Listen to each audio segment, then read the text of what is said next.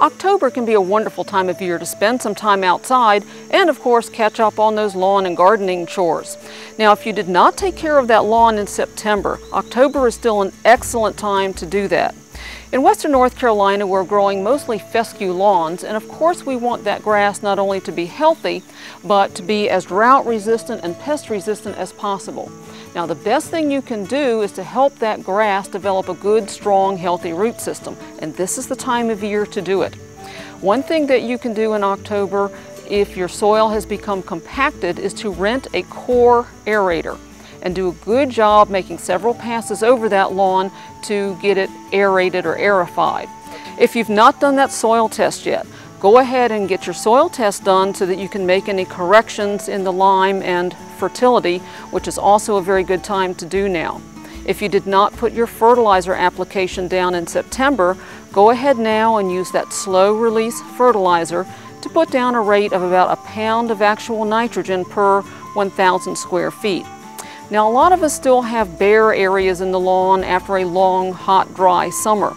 It's almost starting to get a little bit late for reseeding. Early in the month of October, you can still go ahead and get some grass seed into those bare areas. By the end of the month, it's getting late to be sure of getting good results with that. However, by the end of the month, what are we thinking about? But of course, raking those fall leaves. And you don't want the leaves to get too deep on the lawn. If you have a bagging attachment for your lawnmower, a lot of times it's very convenient to just collect the leaves in your bag, which will chop them and make them a good addition to your compost pile. Now while you're doing that leaf raking, don't forget about your fruit plantings around your fruit trees as well as your berry bushes. Not only raking up those fallen leaves, but pick up any fruit that's fallen to the ground as well as any that is still in the plants. Because that can be very helpful in helping to reduce your disease and insect carryover for next year. And, of course, don't forget about the vegetable garden.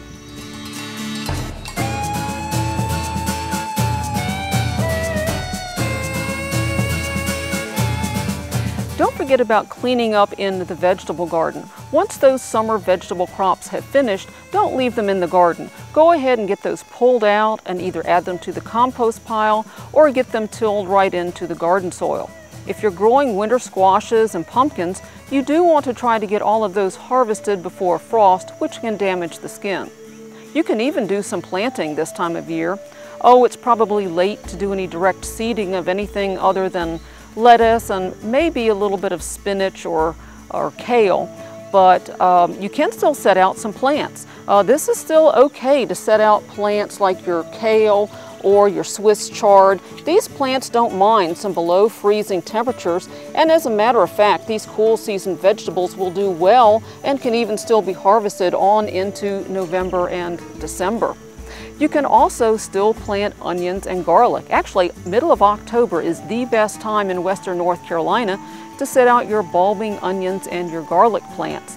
For garlic, you can simply go to the grocery store and purchase a bulb of garlic, select your biggest cloves, and then you just shove them right down into the soil about 1 inch deep and a couple of inches apart. Here pretty soon they'll send up these little leaves, a lot like these onion leaves, that'll stay there all winter and take off and grow in the spring to give you a harvest next summer. Of course, we still have some cleaning up we want to do in the landscape as well.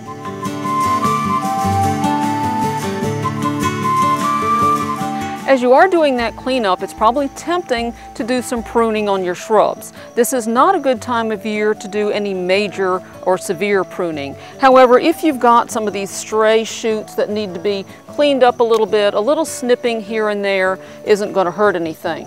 While you're in the landscape, if you have hemlocks, this is a good time to be checking those for any signs of the hemlock woolly adelgids.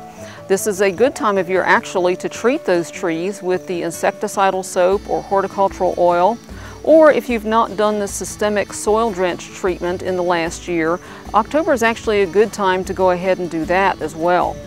This is also a good time to do some planting. Trees, shrubs, and even your flowering perennials. If you plant those in the fall, their root systems will grow most of the winter, allowing that plant to develop a good strong root system before spring arrives when the plant has to start producing new growth. Now, of course, you want to water those plants in really well after you have gotten them planted. And check them a couple more times this fall to make sure they don't dry out, and water them well. During the winter months, watering usually isn't a problem, but then it's really easy to forget those plants next summer. So do remember to keep these plants watered next summer since they're not going to be well established yet. You can also do some more planting this time of year with things like pansies and the ornamental cabbages.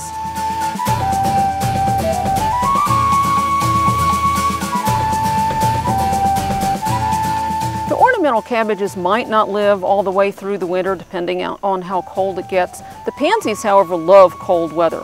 Planting them in the fall, they will grow in the fall. They'll stay out here all winter, and come spring, they'll put on a nice growth spurt and they'll really look nice well into the early part of summer.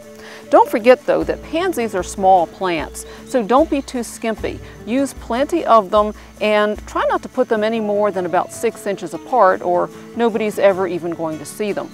October is a good time to be outside working in your yard. If you have additional questions about your fall gardening activities, give us a call at the Cooperative Extension office.